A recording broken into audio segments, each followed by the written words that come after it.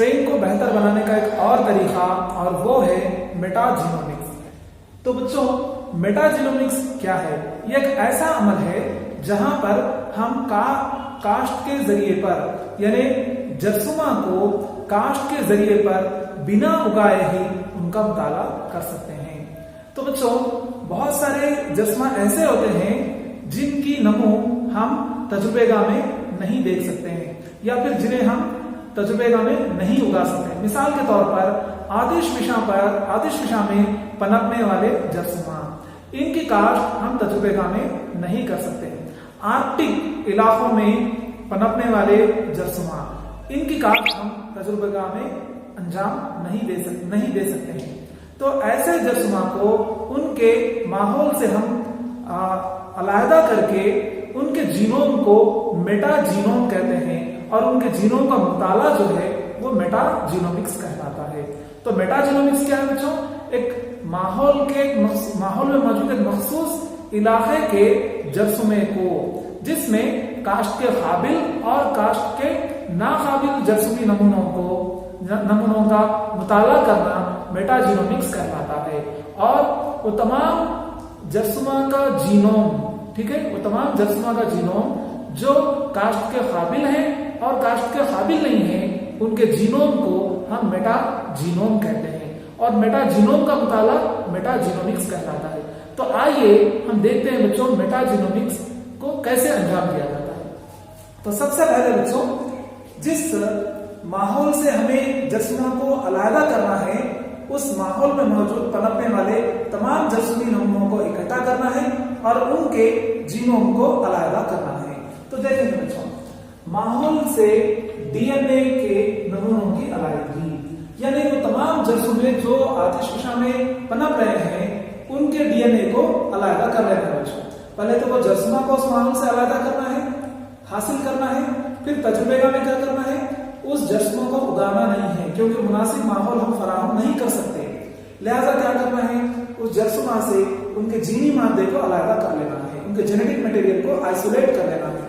तो ये उनका जीनी मादा है। मान लीजिए अब इस जीनी मादे को मुख्तलिफ मज़ामती खामरों के इस्तेमाल करते हुए छोटे छोटे डीएनए के फ्रैगमेंट्स में तब्दील कर लेना है बच्चों। यानी माहौल से हासिल हुए जीनी मादे को, जेनेटिक मटेरियल को छोटे छोटे डीएनए के टुकड़ों में मुनासिब मज़ामती खामरों का इस्तेमाल करते हुए तब्दील कर लेना है।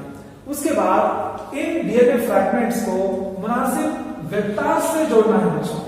आप लोग को मालूम है, आरडीएनए टेक्नोलॉजी बाब 1 में आप पढ़े थे, आपने मुताला किया था कि जब डीएनए के टुकड़ों को या फिर मतलूबा जीन को वेक्टर डीएनए से जोड़ते हैं तो वो रिकॉम्बिनेंट डीएनए या फिर रिकॉम्बिनेंट वेक्टर बनता है।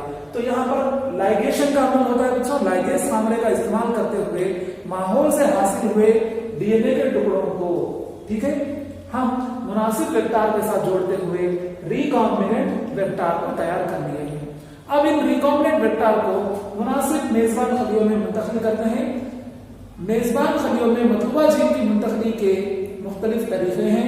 उन तरीकों में से कोई एक तरीका आप इस्तेमाल करते हुए इस रिकॉम्बिनेंट वेक्टर्स को आप मुनासिब मेजबान खलियों में, मिसाल के तौर पर ई कोलाई में आप मुंतकिल कर सकते हैं।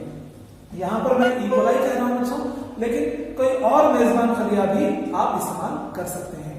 उसके बाद इन रिकॉम्बिनेंट मेजबान खलियों को कास्ट के जरिए पर उगाना है। जब आप मुनासिब कास्ट के जरिए पर इन रिकॉम्बिनेंट मेजबान खलियों को उगाएंगे तो उनमें माहौल से हासिल हुआ डीएनए का टुकड़ा भी मौजूद है जो प्रोटीन्स को बनाता है बच्चों, जाहिर होता है और प्रोटीन्स को बनाता है। तो देखिए यहाँ पर प्रोटीन्स की जाहिरी, तो ये बहुत दुरुस्त बात है बच्चों कि जब कभी भी हम रिकॉम्बिनेंट मेजबान खलिए को उगाते हैं तो वहां पर प्रोटीन या फिर कुछ मुख्तलिफ किस्म के मसूमात की पैदावार होती है। अब इन प्रोटीन्स का तज्जिया करना होता है बच्चों, एनालिसिस करना होता है। तो तज्जिया करने से हमें ये मालूम होता है बच्चों कि ये जो प्रोटीन की पैदावार यहाँ पर हुई है, इसका मुताला पहले भी किया गया था या फिर ये बिल्कुल नई प्रोटीन है। अगर ये बिल्कुल नई प्रोटीन है तो हमने क्या किया बच्चों, मेटाजीनोमिक्स का इस्तेमाल करते हुए माहौल में मौजूद जरसूमा का मुताला करके एक नए प्रोटीन को बनाने वाले जीन की दरियाफ्त की है। अगर इस तज्जिए से हमें यह मालूम हुआ है कि यहाँ पर जो प्रोटीन है उसकी पैदावार बहुत ज्यादा हो रही है, यानी ये प्रोटीन को बनाने वाला जीन पहले से ही किसी और जरसूमा में मौजूद था, लेकिन वहां पर उस प्रोटीन की पैदावार बहुत कम हो रही थी। लेकिन यहाँ पर तज्जिए में अगर हमें पता चला है कि उस प्रोटीन की पैदावार ज्यादा हो रही है, मतलब बच्चों ये जो जरसूमी स्ट्रेन है वो पहले वाले जरसूमा के मुकाबले बेहतर है, क्योंकि पहले वाले, मान लीजिए पहला वाला जो बैक्टीरिया है वो एक हफ्ते में 1 ग्राम प्रोटीन को बना रहा है, लेकिन इस तरह माहौल से हासिल हुए डीएनए के नमूने को जब हम वेक्टर से जोड़कर इकोलाई में मुंतकिल कर रहे हैं, अब ये जीन अगर सिर्फ 2 दिन में 1 ग्राम इंसुलिन को, 1 ग्राम अगर प्रोटीन को बना रही है, किसी मखसूस प्रोटीन को, मतलब वो पहले वाले स्ट्रेन के मुकाबले ये जो जीन है वो बेहतर है। तो इस तरह से भी हम स्ट्रेन की बेहतरी को अंजाम दे सकते हैं। तो मेटाजीनोमिक्स क्या है बच्चों? माहौल में मौजूद जरसूमी नमूनों का मुताला करना। तो माहौल के किसी मखसूस हिस्से में मौजूद जरसूमी डीएनए, यानी जरसूमी डीएनए के नमूने को हम मेटाजीनोम कहते हैं, और उस मेटाजीनोम का मुताला करना मेटाजीनोमिक्स कहलाता है। तो मेटाजीनोम जिस जरसूमा से हम हासिल करते हैं बच्चों, उस जरसूमा, वो जरसूमा बाज़ औक़ात में तजुर्बेगाह में काश्त करने के काबिल होता है, और बाज़ औक़ात में वो जरसूमा तजुर्बेगाह में काश्त करने के काबिल नहीं होता है।